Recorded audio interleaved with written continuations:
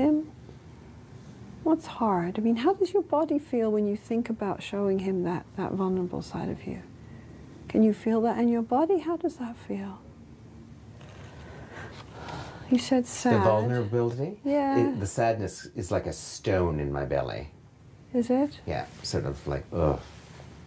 And wanting to lift that stone out, so to speak. Because The there is vulnerability. something. The vulnerability. You don't want to be vulnerable. It's so painful for you to be vulnerable. It's so painful to be vulnerable. Right. Whereas I think you have seen me in vulnerable situations more because of medical problems. And when someone else is vulnerable, not me, I can be seen as capable. Ah. That's just So there's a sadness here when your partner says, I don't really see, you don't really show me that softer part of you. And there's a sadness there, and it feels like a stone in your stomach, right? Mm-hmm. But somehow you help me. It's like what I'm hearing is for you to actually touch that vulnerability and show him there's something about not being capable there, not being strong. Is that it? Not really knowing how to do that. How do you show that vulnerability? How to actually name it or to stay with that vulnerability? And feel at comfortable. the time, and feel comfortable about doing that. Like, and to me that's... and it you know, you could say it's associated to trust or intellectually you can, but it's very, very difficult to actually...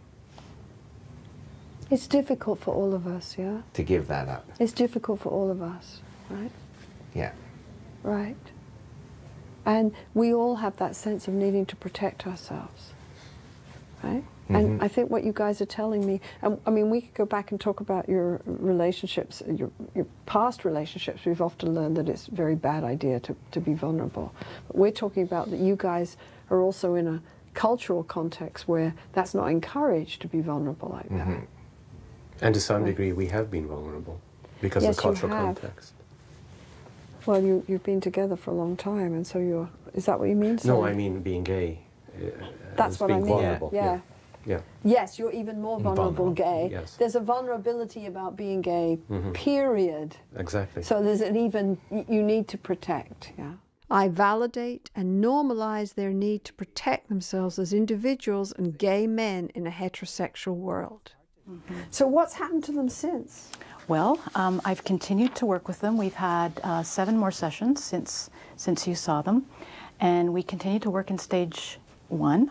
We're still working on de-escalation, which in a withdraw couple is getting each of them to engage more. Out on the dance floor. Out on the dance floor. And interesting that you use to talk about the dance floor, because they now describe their relationship as what did they say?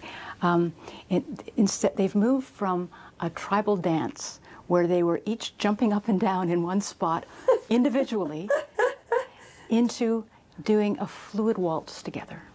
That's beautiful. Those are their images. That's beautiful. they're I love feeling that.